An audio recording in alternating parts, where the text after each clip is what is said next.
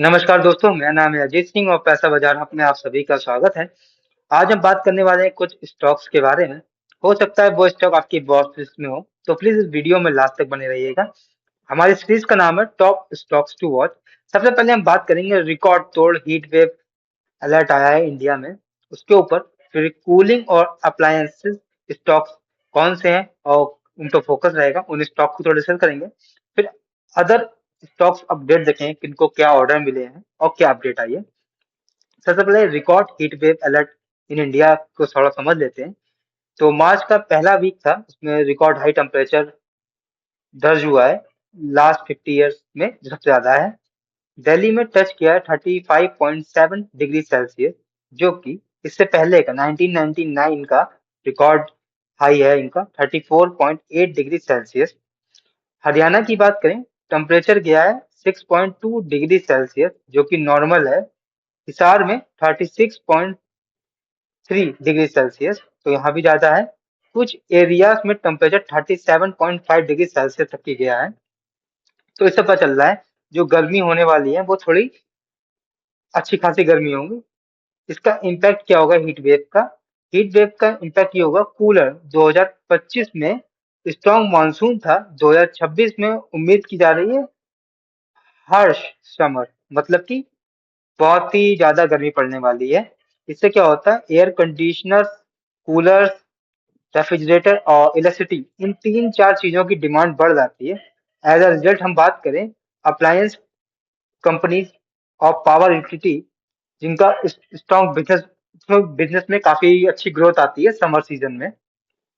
तो कूलिंग और appliances stocks की हम बात करें तो वोल्टास लिमिटेड, ब्लू स्टार, इन सबको फायदा होगा अगर एसी की डिमांड में बूस्ट आया तो। ऐसा रिकॉर्ड हाई जो सेल्स इन्होंने की थी 2024 में की थी। सिम्फनी लिमिटेड की प्लेयर है एयर कूलर सेगमेंट में, इसमें भी समर के मत में इनकी सेल्स बढ़ जाती है। वी गार्ड लिमिटेड की बात करें तो इनकी स्ट्रॉन्ग प्रेजेंस है कूलर्स और इलेक्ट्रिकल प्रोडक्ट्स में मार्केट में। हेवेल्स इंडिया की बात करें, इनके अंदर ब्रांड आता है लॉयल ब्रांड, जो कि ऑफर करता है AC, refrigerator, fans. Whirlpool India Limited की बात करें तो इनकी स्ट्रॉन्ग पकड़ है रेफ्रिजरेटर और एसी में डिमांड में। इपेक्ट ड्यूरेबल्स की बात करें तो इनको फायदा मिलता है हायर मैन्युफैक्चरिंग से।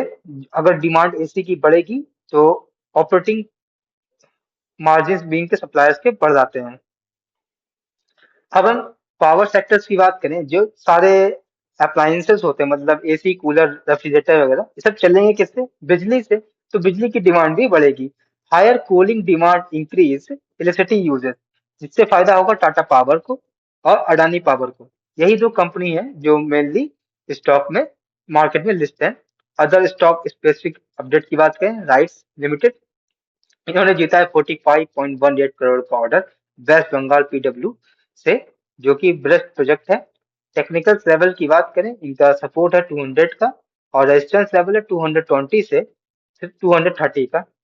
टाटा पावर कंपनी की बात करें, इन्होंने पार्टनरशिप की है सेल्स फोर्स के साथ, जो कि सपोर्ट करेगी इन्हें इंडिया क्लीन एनर्जी ट्रांसिशन में। ट्रेड कर रहा है ये 350 से 360 के सपोर्ट पर, और इनकी रेजिस्टेंस रेंज है 400 से 410 की। रिन्यूएबल एनर्जी अपडेट की बात करें, KPI green energy limited, institutional investor अपना स्टेक रिड्यूस कर रहे हैं या फिर कहीं होल्डिंग थोड़ी घटा रहे हैं। फॉरेन इंस्टीट्यूशन की होल्डिंग घट करके हो गई है 9.16% से 8.19%। वारी एनर्जी लिमिटेड की बात करें, इनका स्टॉक ट्रेड कर रहा है 21 के पी पर। कंपनी की सेल्स और प्रॉफिट ग्रोथ दोनों ही काफी अच्छी हैं। मार्च क्वार्टर में इनका रेवेन्यू आ सकता है 8,000 से 10,000 करोड़ का। विक्रम सोलर लिमिटेड स्टॉक की वैल्यूएशन की बात करें तो 14 के पी पर है, जो कि अट्रैक्टिव वैल्यूएशन को इंडिकेट दिखा रहा है। मैन्युफैक्चरिंग कैपेसिटी की बात करें तो ये लोग अपनी बढ़ा रहे हैं, 4.5 गीगावाट से 9 गीगावाट तक की ले जाएंगे, जो इनका अपकमिंग क्वार्टर का रिजल्ट है। मतलब कि कहें इस फाइनेंशियल ईयर के बाद का क्वार्टर वन होगा, जो उसमें कंपनी का परफॉर्मेंस दिखेगी। अब हम डिपॉजिटरी सेक्टर की अपडेट बात करें, नेशनल सॉरी, एनएसडीएल की। तो स्टॉक ट्रेड कर रहा है 80 के पी से आ गया है 45 से 50 के पी पर। एनएसडीएल और सीडीएसएल दोनों ही कंपनी केवाईसी के चार्जेस थे उन्होंने 20% घटा दिए, पहले 35 रुपीज से 28 रुपीज पर ले आए हैं। इसके इम्पैक्ट की बात करें तो एनएसडीएल का इम्पैक्ट बहुत ही कम होगा, क्योंकि एनएसडीएल में के जो रेवेन्यू में केवाईसी का सेगमेंट है केवल 5 से 6% कंट्रीब्यूशन, जबकि सीडेसल की बात करें तो इनकी रेवेन्यू में 20% कंट्रीब्यूशन केवाईसी सेगमेंट से आता है। तो इनकी इनकम थोड़ी ज्यादा इफेक्ट होगी सीडेसल की, जबकि एनएसडीएल की इतनी ज्यादा इम्पैक्ट नहीं होगी। तो ये वीडियो हमारी सिर्फ और सिर्फ एजुकेशनल पर्पज पे थी, कोई भी बाय सेल की रिकमेंडेशन नहीं है। कोई भी निवेश करने से पहले अपने वित्त सलाहकार से बात करें। अगर वीडियो पसंद आया है तो लाइक करें, शेयर करें, सब्सक्राइब करें। अगर आप किसी स्टॉक सेक्टर या फिर म्यूचुअल फंड के बारे में जानना चाहते हैं तो उसका नाम हमें कमेंट सेक्शन में मेंशन कर सकते हैं, ताकि नेक्स्ट टाइम हमें जब भी मौका मिले तो हम उन टॉपिक्स पर बात कर सकें। धन्यवाद।